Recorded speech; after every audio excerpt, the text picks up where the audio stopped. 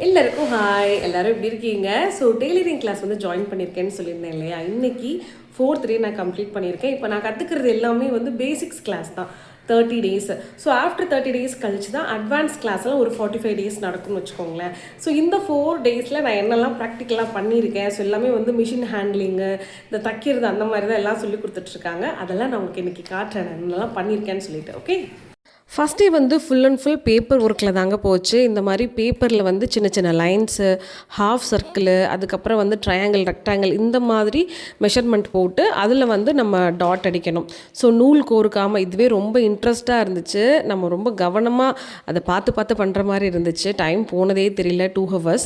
So 2வது நாள் வந்து இந்த மாதிரி கிளாத்தில் சேம் அதே மாதிரி கோடு போட்டு ஃபுல்லாக நம்ம இந்த மாதிரி தைக்க சொன்னாங்க. ஸோ இது தைக்கும் போது ஒரு நல்ல கிளாரிட்டி வந்து கிடச்சிச்சு. 3rd டே கிளாஸை தான் ஃபஸ்ட்டு சின்னதாக இந்த மாதிரி மெஷர்மெண்ட் எடுத்து கர்ச்சீஃப் வந்து எப்படி தைக்கணும்னு சொன்னாங்க. நோட்ஸ்லையுமே டீச் பண்ணாங்க தெளிவாக புரிகிற மாதிரி. எந்த மாதிரி மெஷர்மெண்ட் எடுக்கணும், எப்படி ஃபோல்டு பண்ணணும், ஃபோல்டிங் சைடு எப்படி வைக்கணும்னு.